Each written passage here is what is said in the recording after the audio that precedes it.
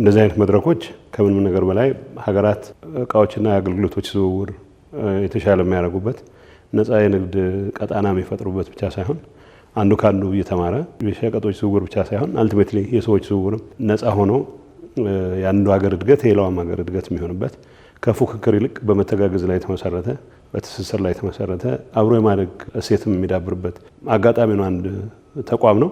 ግን ይሄ ተቋም ለአራተኛ ጊዜ ባደረገው ሰሚት ካነሳቸው መሰረታዊ ጉዳዮች መካከል አሁን በአሁኑ ሰዓት ያለው የዲጂታል ስርዓት እሴት ሰንሰለትን የተሻለ ደረጃ ላይ በማድረስ በኩል ሀገራት በዚህ ረገድ ተጠቃሚ የሚሆኑበትን ሁኔታ ለማሳየት የሚያስችሉ ልምዶችም የሚለዋወጡበት ከምንም ነገር በላይ ግን ከተቋቋመ ረጅም ጊዜ ሆነው ተቋም ነው።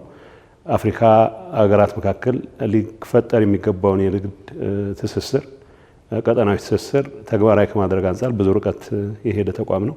እንደተባለው ነው ሰዎች እቃዎቻቸውና አገልግሎቶቻቸውን በነፃ ማዘዋወር በቻሉ ቁጥር የሰዎች ዝውውርም የዛኑ ያክል ነፃ ሆኖ በተፈጠረ ቁጥር በመሃል ሊኖር የሚችለው ግጭት እየቀረ ከመፎካከር ይልቅ በመተባበር ላይ የተመሰረተ ግንኙነት የሚዳብርበትን ሁኔታ ይፈጥራል። ስለዚህ ከዛ አንጻር አይ ቲንክ ትልቅ ጠቀሜታ ያለው መድረክ ነው የሚል እምነት አለኝ።